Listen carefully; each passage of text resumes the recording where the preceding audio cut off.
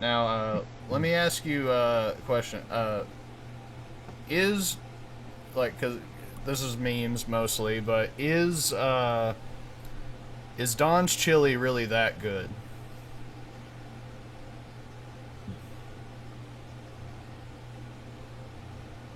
Hold on one second. My Okay. internet. Okay, there we go. It's fixed. It's back in the green. Oh, well, haven't you heard the story about that? I've heard the memes. I don't know the actual story. Oh, well, back whenever I was cool with Paul and he and I would talk on Skype a lot. You ever used Skype before? You know what I'm talking about? Yeah, I know what Skype is. All right, so he and I, we would talk and everything. And this is back when we were getting along and stuff, and I considered him like a bro. What happened was, is my wife came in and she said, dinner's almost done. And I said, oh, cool, awesome. And I said, what did you make, baby? And she said, mac and cheese. Now, that didn't mean that that was my favorite food. It didn't mean that that was something that I thought was going to have a million memes about me or whatever. My wife makes all kinds of different foods. She's really good at cooking. It just happened to be that day she said mac and cheese. Now, if you really want to know, my favorite food is steak. I like it rare. And I love fries along with it, and also a bowl of salad with ranch dressing. That's my favorite. But yeah, Paul heard her say that. He goes, oh, mac and cheese situation is what he said. And next thing I know, he just kept on repeating that shit until people made like thousands memes about it in a t-shirt. Right. Okay. Yeah, that makes sense.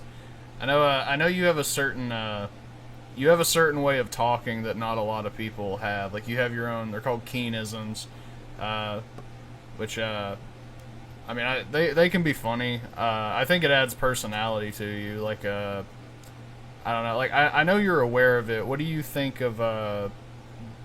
Do you think that your Keenisms kind of give you personality, or I don't know, what do you think about people kind of ripping on some of the words you say?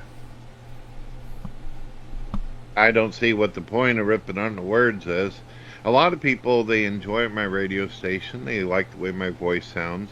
I think the reason why I have such an unusual accent is because I grew up in St. Louis and then I moved out 17 miles south out into the country area. So I picked up the city accent and also picked up some different kind of. I've been around a lot of people that are like Jeff Foxworthy.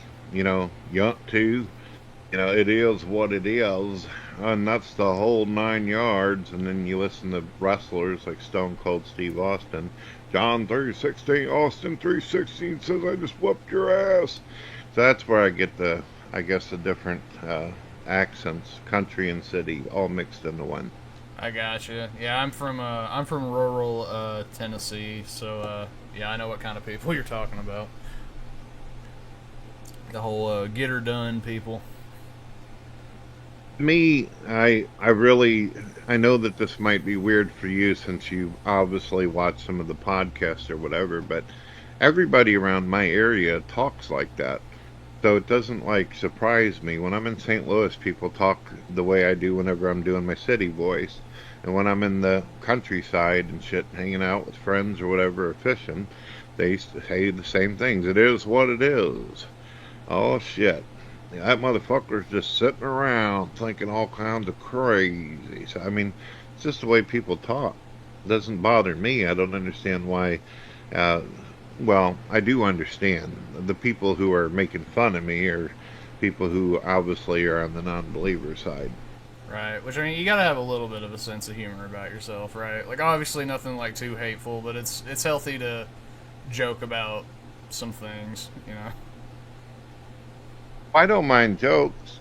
I've got a great sense of humor. And I also have been known to depreciate myself as well. I goof on things like recently I called myself a chubby Terminator because of the shades and the jacket and all that. So yeah, I'm good at it. It's when the jokes start getting ignorant. That's they call them jokes, but they're not. Claiming that I fuck dogs and shit like that, or that I'm a domestic abuser, or crushed my little girl's skull, that kind of stuff. I think that goes beyond parody. I've heard the domestic stuff. I've never heard about the fucking the dog, but yeah, Well, Ben I came up with that Ben came up with that fucking gem about a couple of years ago. Yeah, I had talked about I someone had asked me a question, do I have dogs and cats? Because I live out in the country, and I said, yeah, I got some dogs, I got some cats, we got possums, raccoons, and all that. Hell, you live in Tennessee, so you probably get a couple raccoons and fucking possums in your area, right? oh yeah, they're definitely around. So imagine yourself making a video where you're filming a fucking possum and shit eating some cat food or something. And you're like, oh, look at that cute ass creature. Aw, or you see your cats fighting with it or something like that. Well, next thing you know, you got some prick on the internet who don't like you who says, oh, he's probably fucking that possum, probably getting a blowjob from the raccoon. You see what I mean? It's just, I don't know. I guess it sounds kind of funny when it's coming out of my mouth here, but you understand? No, I get you. Like yeah, like I just was not aware of that one, so that one it took me off guard, like for sure. But Oh yeah, he said I fucked dogs, I fucked animals, I he's accused me of all kinds of shit. The newest one is really interesting. Apparently, I go around different family members' homes and jerk off and shit behind a door or something like that, looking through a peephole like Norman Bates or something. It's always something new. Can't keep up with all of it. I have heard that rumor. What the context I heard was that I don't know how true this is, obviously, but it was that your son had like a girlfriend and they were about to like get busy in his room the rumor is that you were like by the door as they were getting it on. I don't mean to talk about your son like that to you, but that's what the rumor is at least. Oh, I know. I heard that story that Ben brought up. I know that that's not from you or whatever, but no. Have you ever asked yourself when hearing that story, how would anybody know that someone's outside the door exactly? Does somebody have omniscience or omnipresence, some kind of godlike skill where they can see what the hell's going on behind doors and walls and all that kind of shit? Just I saying. I have But no idea. no, This is just no, what I I've don't do heard. that.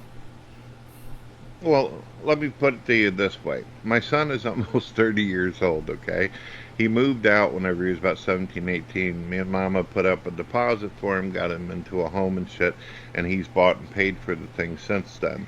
So he's been out of the home for almost a decade and shit, and he's been committed to a woman that he loves, he cares about, and most likely will plan on marrying, and he's been with that girl for about 8 years. So whoever the fuck this other person is that they're talking about, I don't know who that is. My son doesn't even live at my house. So you get the problem, the dichotomy with the fucking story. Yeah, I gotcha.